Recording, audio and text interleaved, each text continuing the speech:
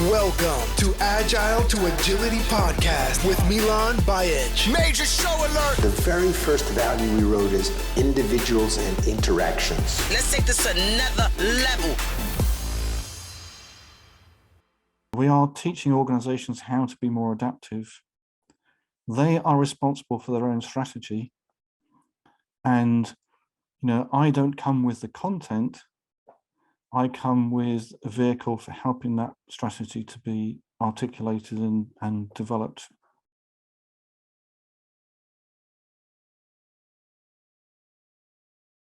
Who is Mike Burrows? Who is Mike Burrows? Well, that's presumably not a philosophical question, but so I'm the founder of Agendashift, co-founder of the Agendashift Academy. So I've been big into change and leadership and strategy since that's been my main focus since about 2016. But I've had a career as a manager, as a leader as well. I started in development in technology, but I've been a middle manager and a senior manager and a CTO and all those kinds of things as well. A lot of people know me for my Kanban days. I wrote what's still one of the better books on Kanban from the inside. And when I was teaching Kanban, I was always encouraging people to think organizationally. I think so much of Agile has become about process. And I'm really encouraging people to think about different dimensions of organization. Not that process isn't important, but it's a long way from being the only thing. And if you're familiar with the Agile Manifesto, you'll understand how ironic it is to be over focused on process. I've kind of been a champion for other things. So I was the champion of values for Kanban. So I came up with Kanban's values model, transparency, balance, collaboration, and so on. That was from a blog post of mine back in 2013.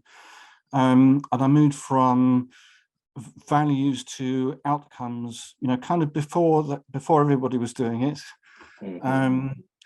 But I've used them, and not just to say, you should be using outcomes and you should be having dashboards and you should have metrics and you should be doing OKRs and all the rest of it, but actually using outcomes as a way of integrating things, integrating strategy, integrating leadership, having better conversations, all those kinds of things. And kind of getting away from a sort of very tool-centric view of the world and much more into thinking of organizations as being created through dialogue, through discourse, through conversation, and letting the technical practice, which is still important, but those you can't have the tail wagging the dog. Organizations need to understand what they're about, and they need to focus on what's important and not lead with numbers or lead with frameworks, not lead with solutions, when actually they should be having a conversation about what it is we're trying to achieve. What's our mission? What are we trying to do for our customers? What's the job to be done? All those kinds of questions. What's the need? What's the need that we're trying to meet? What's the need? Yeah. And that's been what I've been majoring on for the last 6 years or so. And just by just taking this very simple idea of the outcome and using that as the lens really on not just the lean agile landscape, but stuff from organizational psychology and systems thinking and complexity and all these other things. It's just a simple, unifying, integrating idea. What if we put agreement on outcomes before solutions? And I've kind of been asking that question for the last 6 years and encouraging other people to ask it as well. And now I'm teaching people how to ask it and how to have better conversations around outcomes and so on, and not putting those solutions first or those other things first. So that, in a nutshell, is what I'm about. I've committed the rest of my career to that, to that agreement. Now, kind of committed the rest of my career to that question, you could say. What if we put agreement on outcomes before solutions? So that's me. That's awesome, and we're definitely gonna dive deeper into it. And I think it's really, that reminds me of alignment, creating that alignment between people. But I've only read your first book, Kanban, from Inside, Yeah. and I haven't read the other two. The Agendashift, the second edition too, just came out a couple of years ago, right? Yeah. And then also from right to left, right? Right to left. Yeah. Yeah. So I do promise, but I was skimming through and I saw some questions that you had in the Agendashift. I thought maybe I'll turn it back and ask Mike. Oh, okay. Yeah. Yeah. So what's great about what you do and where you do it? So there's lots of ways of answering that question. So what's great for me is that, for me, it's something fulfilling. I think, it's something, I've lots of, purpose is a big thing in my life and in my family life and my work life. And for reasons I may or may not go into, those two need to be well integrated. I have quite a challenging home life. But I actually think I'm making a real difference. The idea of outcomes before solutions is actually changing the paradigm from one where we are, to put it nicely, rolling things out, implementing solutions, implementing frameworks, rolling out Agile, installing, inflicting, imposing. We could use some more violent language. And the trouble is with, you could say maybe it's a fault in many techies, but I think it's a fault in anyone with who wants to influence other people. We get so caught up in our solutions and our theories that we neglect the human dimension to their cost and ours. I mean, you impose change on people, you deny people the opportunity to shape how their work is going to work. You very likely are going to disengage people, and that's a problem. You from your 10,000 foot office, looking down on the organization as a whole, don't understand all the detail. You don't understand all the detail of people's day-to-day lives. You don't understand the detail of their interactions with their customers and their suppliers and everything else. There is no one person, whether it's a senior executive or an architect or whoever, who can lay out what the design should look like, and certainly not in a way that's, first of all, not going to generate a lot of pain when it's implemented, and then actually it's got to, at the end of the day, it's got to work as well. Actually deliver all the benefits that go with selling solutions, and only rarely do solutions actually deliver the benefits that they claim. And that is a real problem. And you start with these big, you start with solutions. You tend to start with solutions that are too big, too difficult to change. Decisions are made, and people want to stand by them. You start with outcomes, and you break those outcomes down a bit, and you give people the chance to organize around them. Then you find solutions that are much smaller and much fitter to the environment in which they're going to be implemented. And you can implement them as experiments as well, and no one's going to lose any face if it doesn't work. It is a game changer. It is a different paradigm, when you start with outcomes rather than starting with solutions. Could you maybe just before, I really like how you define outcomes. Could you maybe, because it's a broad term. And it is a deliberately broad word, and it's a deliberately broad term, and also I will go as long as I possibly can without defining terms. I've made that as a habit of mine, but I keep it deliberately broad. So and I'm emphasizing meaningfulness. So you've achieved an outcome when you've met someone's need, happy ending to a story, the world changed for somebody. Those are the kinds of words that I use. There's a very similar idea in the product world from the jobs to be done people. Bob Mester puts this really well in his Demand Side Sales 101 book. How do we help people make meaningful progress?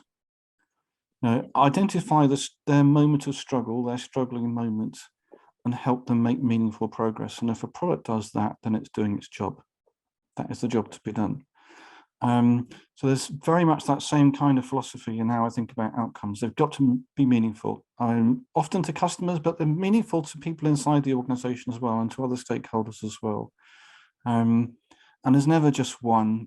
It's like a fractal landscape of outcomes, but also the obstacles that are in the way of those outcomes, and overcoming those obstacles is all part of the fun of work, and it's all part of the fun of product development. It's part of the fun of changing organizations, and so on. So, when you start talking in those terms, then you realize that actually this is fantastic raw material for strategy. We can think about what is the outcome that really is motivating us. What are the outcomes that will tell us that we're winning? If you know OKR, objectives, key results, where do we want to get to? How will we pace ourselves to get there? And then the obstacles that we've got to overcome. Any strategy needs to know why it's doing what it's doing. It needs to have identified the problems it needs to overcome. It needs to have identified ways of measuring that you're making progress. I mean, those are really, really basic things. And far more important than solutions. Solutions are everywhere. I mean, you just need to ask. Solutions are honestly, it sounds glib. Potential solutions, not necessarily solutions, but ideas for solution. Everyone's got ideas. Yes. Yeah. It's actually organizing that thinking. That's the real challenge. And solutions are a very poor substitute for strategy, because if the solution doesn't deliver, you've got nothing. You've got to, what do? You've got to find another solution. If a solution doesn't deliver, if a small solution doesn't deliver the outcomes, you've still got the outcomes, and you find another solution. So, a strategy made of outcomes is a much more robust thing than a strategy made of solutions.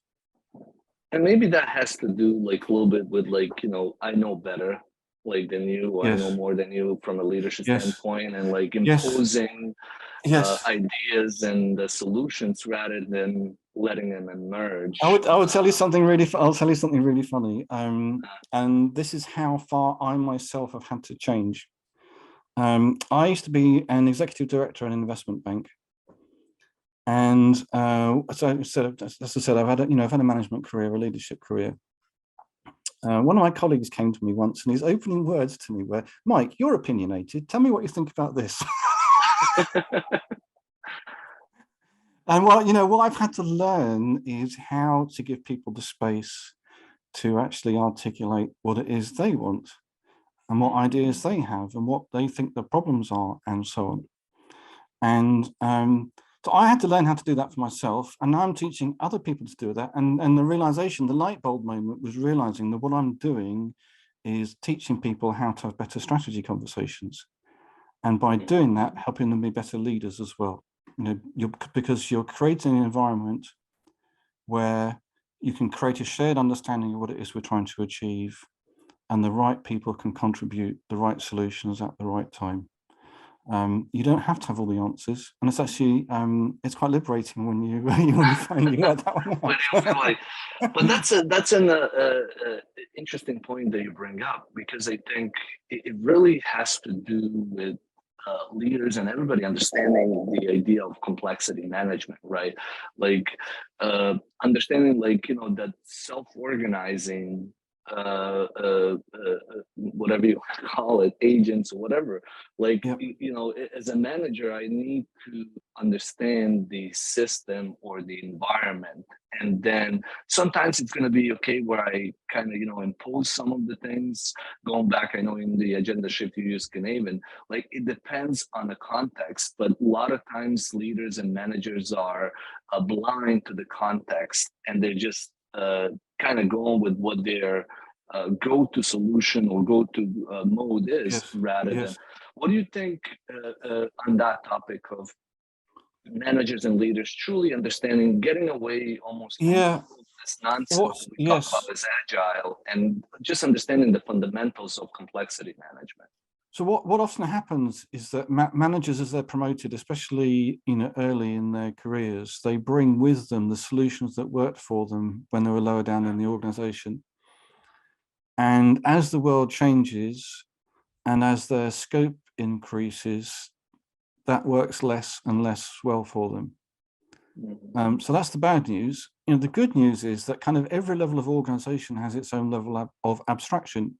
At the top end, you're talking fundamentally about the survival of the business, where it's making its money, how it's making its money, does it have enough money, does it have the cash flow, being the guardian of the integrity and the ethos of the company and so on. But big picture things.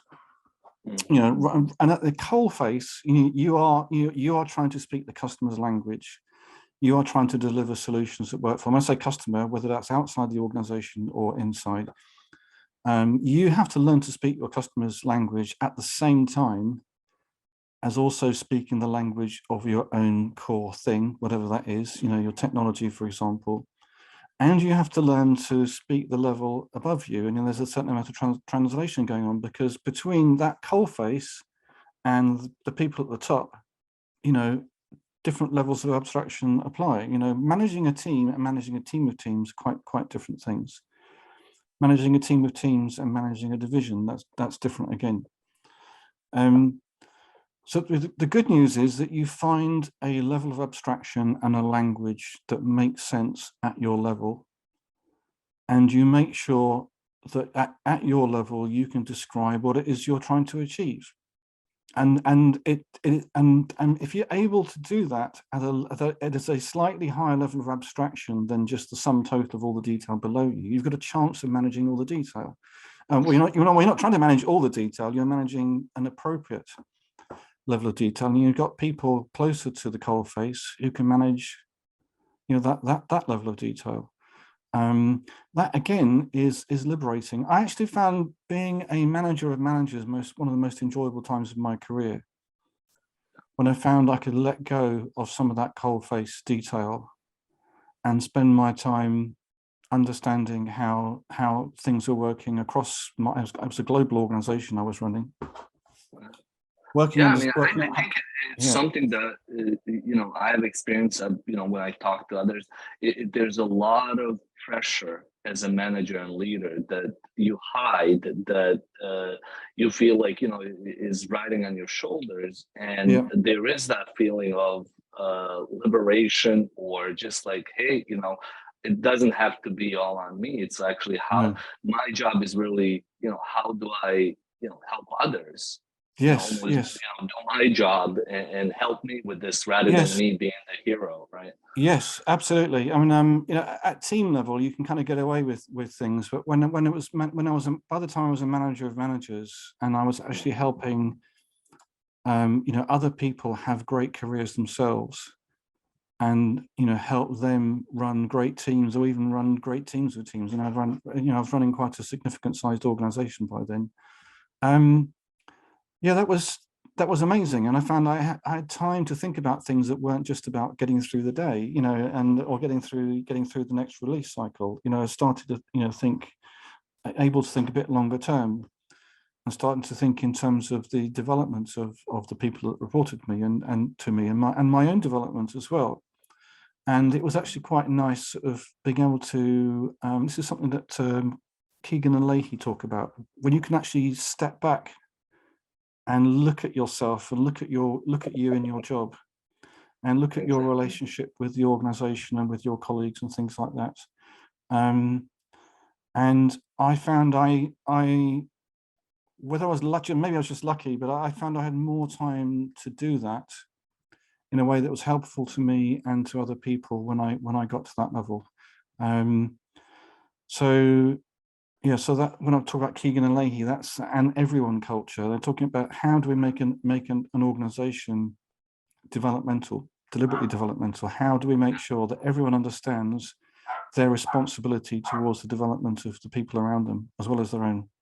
And what they talk about, at least I don't know if Keegan talks about it, but in another context, it's like, that vertical development, like how we see things, and that perspective and reflection that you take back. And it's that cognitive growth and development rather than skill development, which is usually referred to. Yes. There's a little analogy for you in team topologies. I think the big insight of that book is recognizing there are different kinds of relationships between teams. Some teams are just parts of something bigger. That's a reporting relationship. Some teams are there to enable other teams and then walk away when they've got it. Some people are there to manage a particular domain, and that's always going to be their job. And so on. Different kinds of relationships between teams, domains, and each other. And you get a similar thing if you look at the sort of people relationships as well. And it was, part of my, I was very fortunate to be in a kind of organization that did great leadership training. And it actually helped me understand the needs of my manager. And we kind of, it was really helpful to understand in what ways we could, if we weren't careful, could be quite annoying to the other, quite frustrating to the other. But if we did a better job of understanding the other one and perhaps being clearer about our own needs, then we can make for a healthier relationship. It's one of the big mistakes of the Agile community is demonizing managers. It's not helpful. It's a tribal thing. It's speaking to the choir. It's not helping you get your job done. And I think showing contempt for people, showing contempt for your employers, showing contempt for your clients is not a healthy way to start. And you have to start by recognizing that they're in a different role to you. They've got to achieve different things. They actually need to look at the world in a slightly different way. It doesn't mean to say there aren't things they could and should be doing differently, and different things they should be thinking about, and different perspectives that they should be bringing. But starting from that position of contempt doesn't seem like a great place to start. I just wanted to say, having been a middle manager, I empathise with them. I really do. So I never start from that sort of contemptuous position. Yeah. I think that goes back to what you said as far as the organization that you referred to, and investing in the leadership, and that leadership cognitive development allows you to develop empathy, allows you to develop that broader perspective, and say, and maybe coming back to systems thinking and complexity management, understanding that, hey, from I see now and empathize with the way they are, because probably I'll be doing the same thing. If I was in their shoes. Now the question becomes, how do I help them achieve that broader outcome or goal or vision, and align them rather than, like you said, demonize them and say. And I think this happens too, where IT shits all over business, and they're like, business is your fault. Yes. And it's not understanding from a business standpoint. It's not understanding. And I think once you start seeing a little bit things from, suspending your own beliefs and start seeing things from their perspective, you start seeing things differently, right? Yes. Yeah, a little empathy goes a long way. It's something to practice until it becomes a habit, definitely. I mean, as I said, my younger self wasn't as empathetic, and I was more opinionated and more judgmental and all those other things. And having kind of seen it from both sides of the table, perhaps as maybe more, that's been part of being more empathetic. But I think also being deliberate about it as well. Like I said, I had the opportunity, the luxury, perhaps, of being able to sort of step outside of myself and look at my relationship with the organization, and that was really helpful. To an extent, I was taught how to do that, but also I grabbed the opportunity as well. Great. Let's talk a little bit, maybe shift gears and dive into Agendashift. That's, like you said at the beginning of the podcast, it's something that you focused a lot of your time, energy. Could you, and I know you have a lot of stuff, including the Institute and around Agendashift, but could you maybe just give us an overview of maybe how did you come up, what does Agendashift in the first place mean? And then some of the stuff that you've developed around that brand. Yes. So, what it is and how we would explain it has actually evolved over the years. I gathered, it started. It wasn't much more than a Slack group to start with, but I gathered in a community people, not just from the Kanban community, which is the kind of community I was sort of slowly drifting out of, but I made sure I had first of all, Scrum people as well for some balance, shall we say. But also people from outside of Agile completely, people from organization development, from strategy, from general consulting, a few people who are, still managers and so on. And, what I was interested in doing was coming up with a credible, constructive, positive answer to what's the alternative to imposing and inflicting, first of all, Agile on people, but then, change and strategy in general. And outcomes became like the crystallizing idea. But it's also about participation. If you're starting with authentic agreement on meaningful outcomes, it almost implies participation and engagement. If that agreement is authentic, then there must have been the right people in the room, and the result of the conversation can't have been prejudged at the beginning. But also, like, if you have that agreement, there's a couple of things I really like about the whole concept.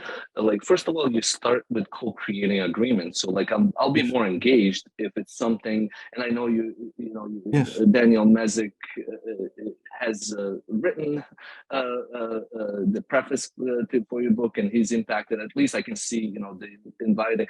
Yes. But like that invitation, and then like the outcomes. This goes back to the perspectives.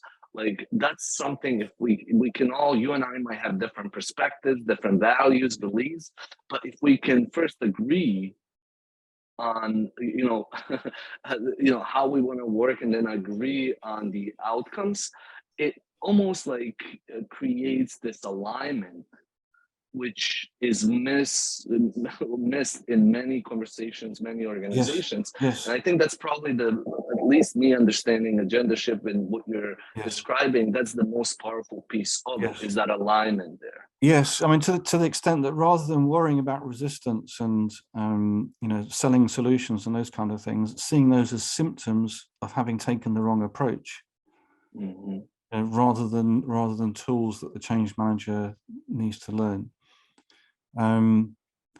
There may still be a place for old school change management, but I think in anything cultural, anything that fundamentally changes the way people are going to work and how they're going to relate to each other and so on, then I think that sort of solution first approach I can't stomach it. I think it's wrong. I'll be blunt about it. Just while we're on Daniel Mezick, I should give him some credit as well. I mean, what is Agendashift? I mean, he described it as an engagement model in his foreword. And that was a great term. The term doesn't appear anywhere else in the first edition because I hadn't thought of it. So it does appear in the second edition. So an engagement model, how, if we want to engage with an organization, how to have better conversations about strategy and then pursue those outcomes, pursue that strategy. It's a model for that. So you talk about like that model, like all models have 3 jobs to do. Could you maybe talk about those 3 things that you described? Yes. So we've kind of in the last few months, we've distilled Agendashift into 3. You can call them principles, sometimes call them meta strategies, which sounds a bit grand, but it's strategies for getting better at strategy. So the first one is keep asking the agreements and outcomes question. So keep asking, what if we put agreements on outcomes before solutions? And that gets you a long way. In terms of the Agendashift book, that is the first 3 or 4 chapters, just that one idea. Keep asking the agreements and outcomes question. What if we put agreements and outcomes before solutions? So that goes back, it's like keep creating alignment, in other words. Yes. And making sure that's appropriately contextualized. There are patterns of conversation that we teach, patterns that let you insert your own favorite tools, your own favorite questions, making sure it's properly contextualized at the beginning, making sure it's properly organized at the end, so you actually do come away with a strategy and not just a few next steps. So that's principle number 1, or meta strategy number 1. Number 2 is keep bringing outcomes to the foreground. And again, there's some patterns to support it, but it's no good agreeing on stuff and then going, just carrying on as you were. And you do need to change things like your feedback loops, how you initiate work, how you review progress, how you review completion, how you incorporate the learning, and so on. Taking every opportunity, daily opportunities, weekly opportunities, monthly opportunities, to make the conversations about the work, about the outcomes that you're trying to achieve. So the pattern is it's called right to left after the book, but it's working backwards from moments of impact, when you meet the need, and moments of learning, where you actually change your thinking about something and change what you do. And if you're always looking forward to the moment of impact and the moment of learning, knowing that the learning is going to be accounted for one way or another, that creates, Scrum people might recognize as a container. All your work is done in an environment where you're working up to those moments. So that's principle 2.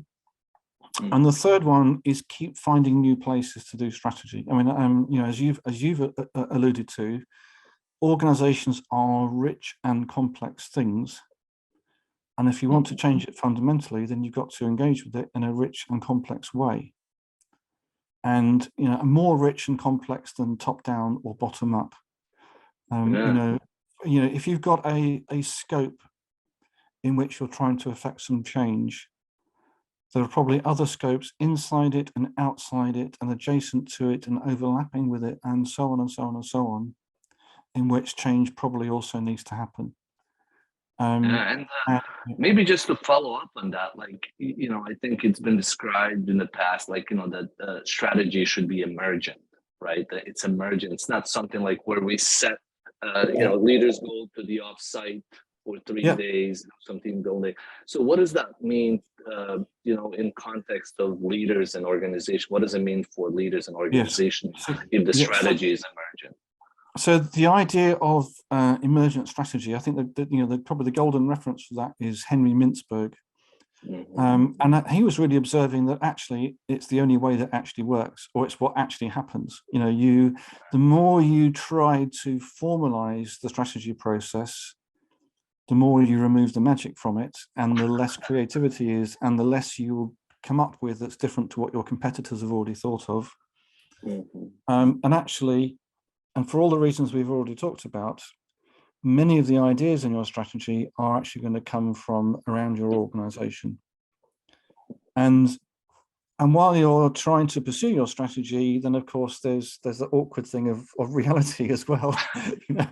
Stuff happens, and that causes plans to change, paths to change, understanding to change. It's an ongoing process. So I think there's a rhythm to it. I mean, you're not kind of tearing up your plan and redrawing it every day. The skeleton of it is probably pretty stable, but there'll be aspects of the detail that are going to change. But the less the strategy is about solutions and the more it is about outcomes, I would say the more stable it's going to be.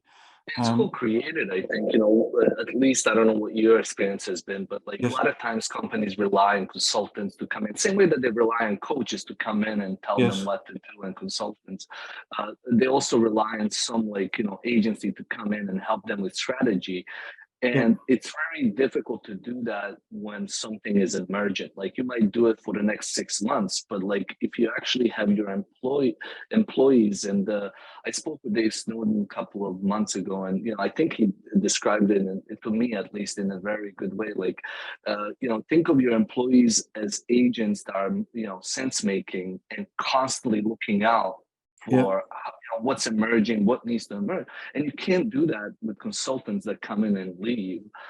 It's much better done if you kind of make that part of your system and organization where people are co-creating it. Absolutely. So what we do, we initially facilitate a process, but we do it in such a way that it rubs off. We are we don't just lead people through a load of exercises. We also reflect on what those exercises mean. And we point out, the kind of language that they've been using, just because as by virtue of the the exercises and the games that we played, and so on. So some of that rubs off. Again, you have to be empathetic towards the managers.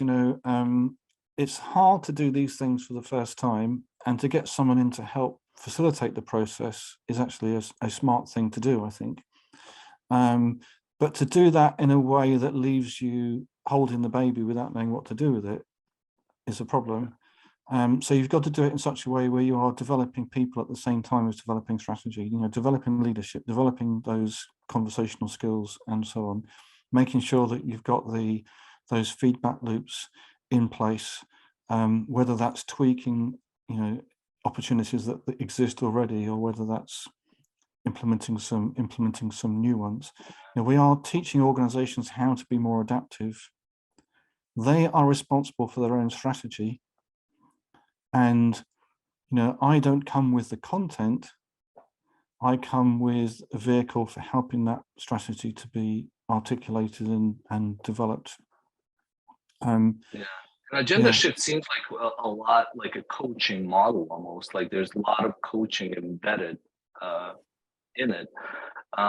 But maybe, I don't know if you want to answer that, but I also wanted to see like if you have an example of how product strategies or maybe some other strategy. I know you define strategies are different. Yeah, so that's yes. kind of personalized and maybe how it evolves over time. Product strategy is not a bad one. So we have two main approaches to strategy. The conversational tools are the same, but the setup is different. So the two approaches are inside out and outside in.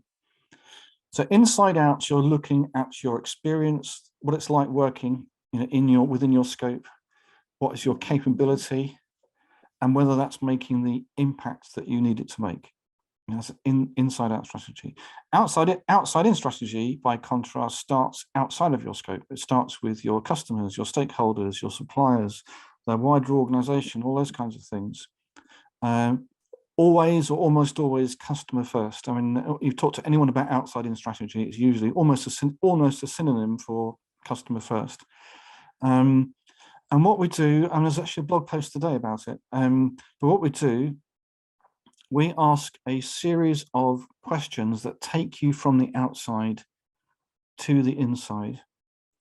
Questions for customer, organization, product, platform, teams.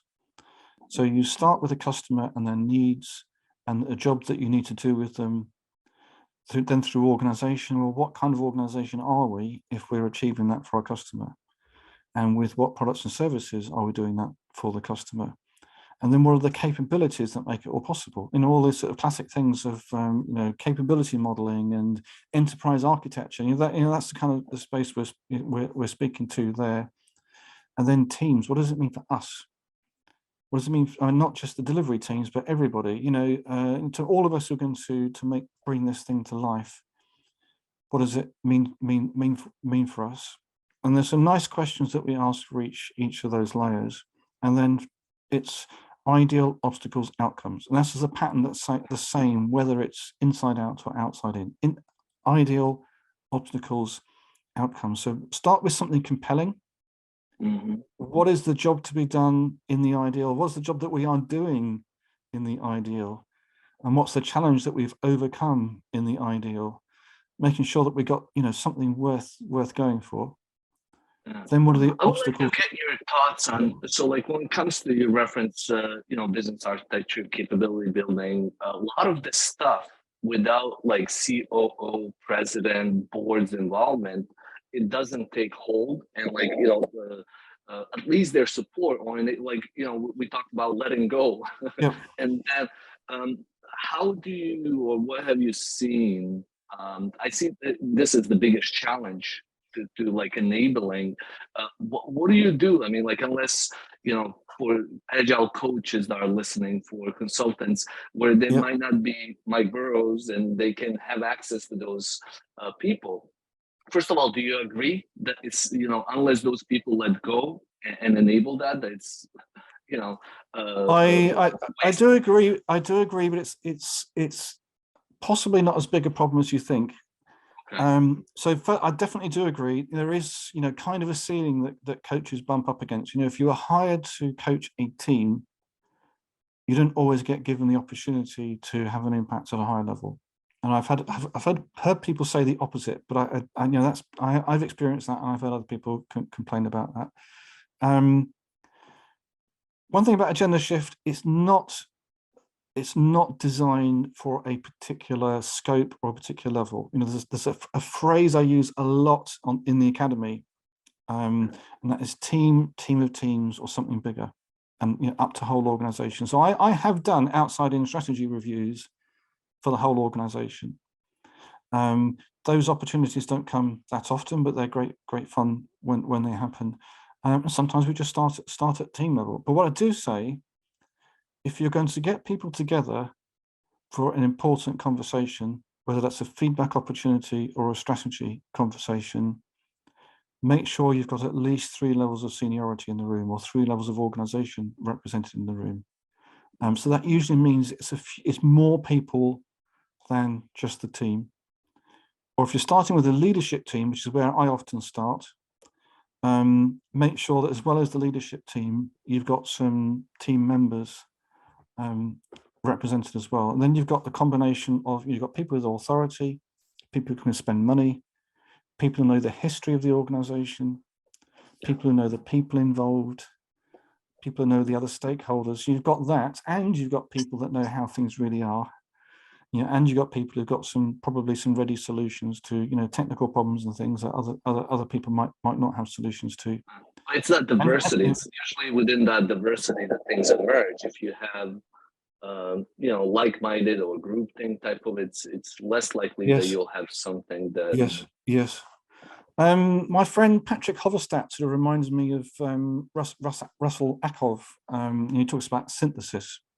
And there's a 3-level thing going on there as well. It's a slightly different 3 levels, but it's very complementary to my 3 levels of seniority, 3 levels of organization. You know, the idea is that you know, before you come to any kind of conclusion, you go both up first to the strategic context, then you go down into the detail, and then you synthesize something whole and wholesome and wholehearted, you know, in the middle. And that is easier to do when you've got people who can actually represent those different levels of abstraction as well. So that's an important thing. So that there's diversity. Yeah, there's diversity there's different kinds of people and different skills. But also diversity of those perspectives is actually really interesting and useful as well.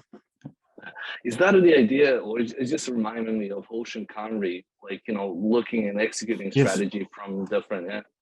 Yes, yeah. I'll talk a bit about that in Right to Left. Actually, the last chapter talks about, you know, the last chapter called Upside Down, you know, the inverted pyramid and all the rest of it, and, you know, thinking about different models for strategy deployment.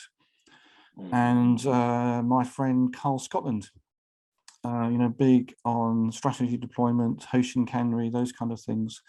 And there's a bit of a discussion of sort of Toyota style or Japanese style Hoshin Kanri in that chapter.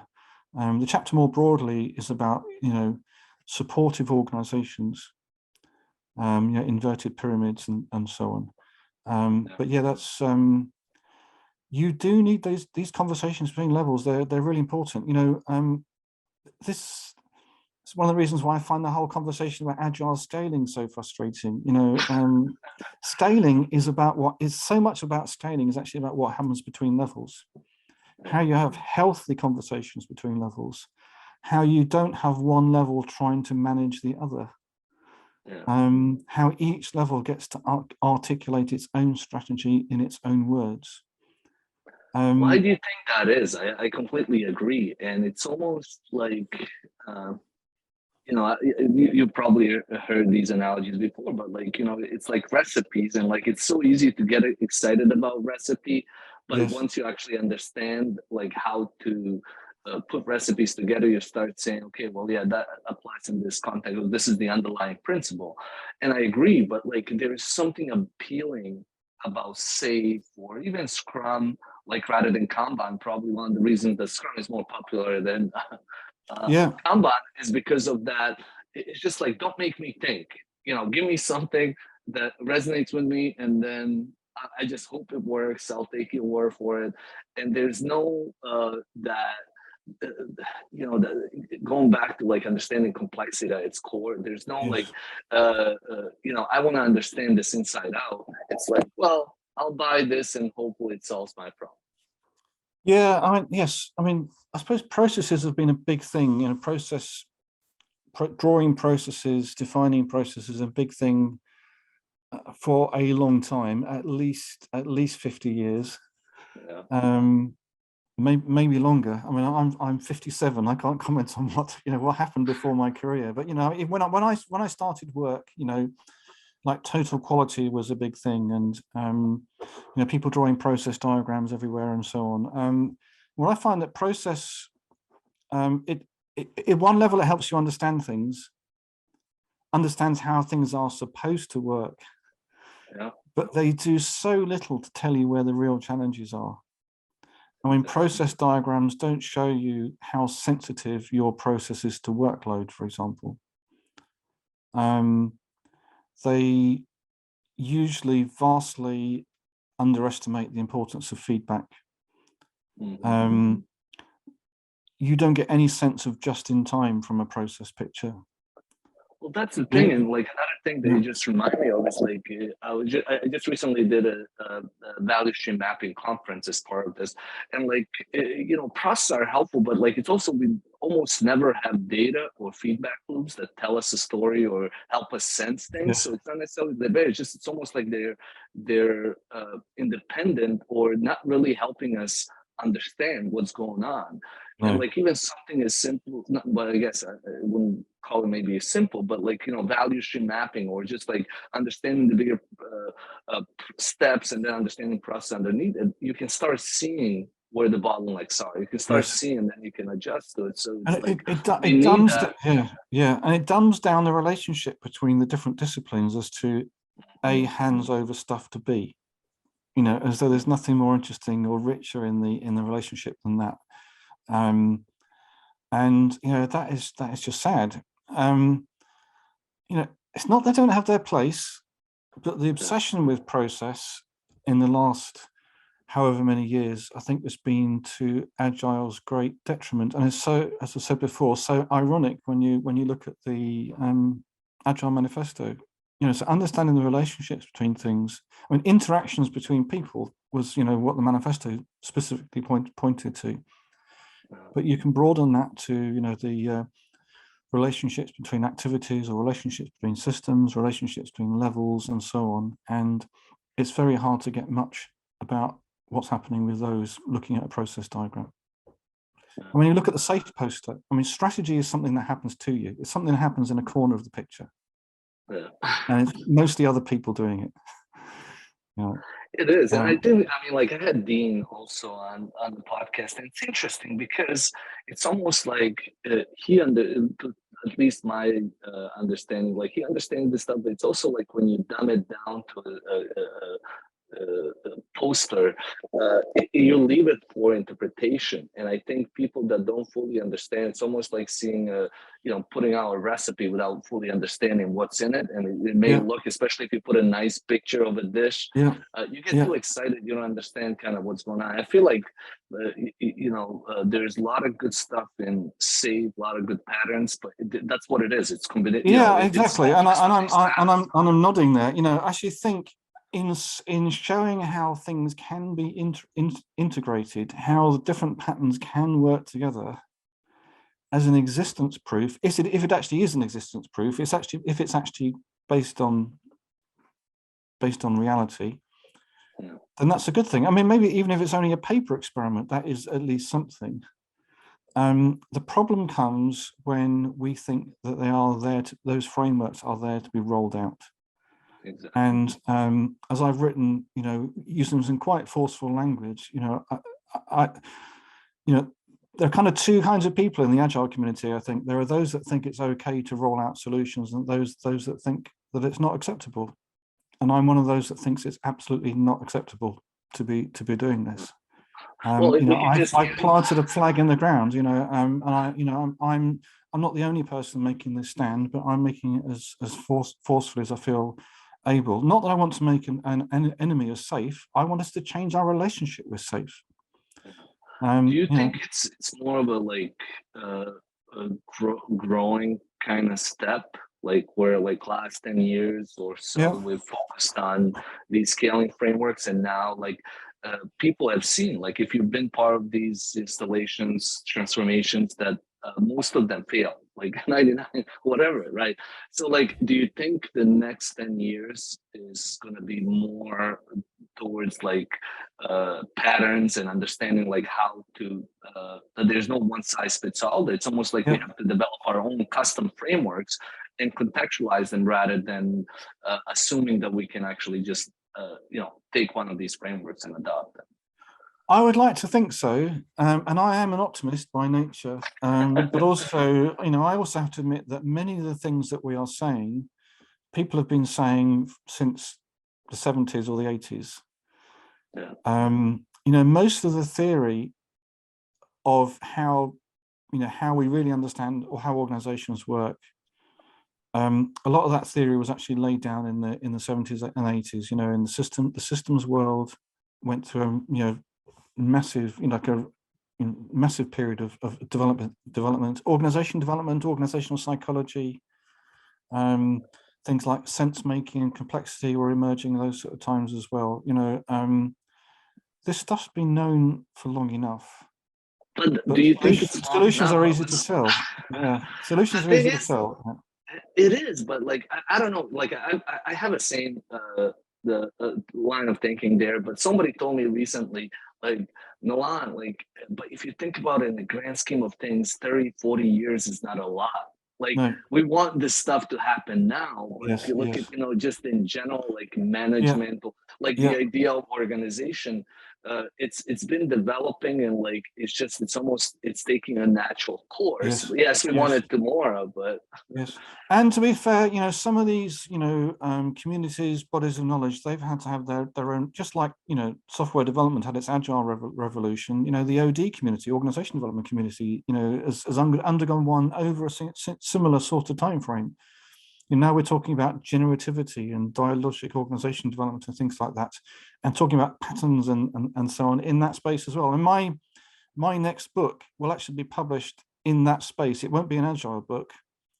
It'll be published under an organization development label. I've been invited to write a book, and it will almost certainly have the word patterns in the title. I've got the working title has patterns in the title. It's nearly finished, so we'll agree the final title in the next few weeks. And my next book after that, so book 5, I was probably right next year. It's going to be getting to what are the fundamental, patterns to look for in organizations at every level of organization. So we're making sure we're not just thinking that. If you understand how teams work, you understand how all organizations work, which is just nonsense. It's laughable, pathetic. Because teams, if you only understand how teams work, you don't understand how the relationships between levels need to work. And if you don't understand how the levels between relationships need to work, you have no chance of scaling. So my book 5, which I hope to write next year, based on some training stuff we're doing at the academy now, or I'm putting together now. There's kind of clues at the back of the Agendashift book, the last couple of chapters. There's some, the bare bones of it is laid out there, but it's worth a whole book. So that'll be book 5. Maybe there is a universe where that changes the world, and we're all talking patterns and conversations. That would be wonderful. Well, what's interesting is I think there is a pattern in conversations that I've had with leaders and thought leaders like yourself, that everybody's saying that. So hopefully that there is more focus on that, because it's a collective voice. Everybody's essentially saying the same thing. Yeah, people tell me that Agendashift is very timely for them, which is nice to hear. They've been saying that for 6 years, but like you say, 6 years isn't very long. I think was it David Heinemeier Hansen, the Ruby on Rails guy. He said you're consistent for 10 years, and then they think you're an overnight success. I think that's a great phrase. Well, that is sometimes that's what. So I've got another 4 years to go. Which sounds about right. I think that's where we're going. That's where like everybody. I have a hard stop. This has been really nice, and I wish we could continue because I have a bunch of other questions I wanted to ask you, but maybe we'll do part two. But what would you like to leave us with? A message or anything that you would like to end the podcast with? So I'd love you to check out the Agendashift Academy. So that's academy.agendashift.com. So what we're doing there is self-paced leadership development, really. You know, at whatever level of organization you work at, or if you're a coach supporting people at whatever level, it's leadership strategy, those conversations about outcomes. Leading with outcomes, that's the umbrella name for the curriculum. But we've got inside out strategy, outside in strategy. Inside out strategy is already live. You can take that now. Outside in strategy is in the process of being rolled out. Chapter 3 goes out on Friday, and it will be finished by the end of the month. And then in the rest of the year, the adaptive organization stuff and some other stuff as well. And it's stupidly cheap to access because it's by subscription. You don't have to pay for an expensive course. You join by subscription and do it at the pace you want to. So that's academy.agendashift.com, and you're looking for leading with outcomes. So yeah, that's keeping me busy. Yeah, as well as the other 2 books that I mentioned. keep cranking this stuff out. Yeah. That's awesome. I would love to. Yeah, maybe we'll do part 2 in sometime towards the end of the year. I'd love to get your thoughts. I've talked to a lot of people, and they want to write. I want to write too, just what your process is. But maybe I'll leave some of these questions, and maybe when your book comes out, we can do. Well, towards the end of the year will be great. So the book number 4 should be out. Yeah. So that'll be talking about patterns of conversations. And at the Academy, the adaptive organization stuff should be out, and that will be the topic of book 5, which I will hopefully by then be beginning at least to write. So yeah, we'll have lots to talk about then. Yeah.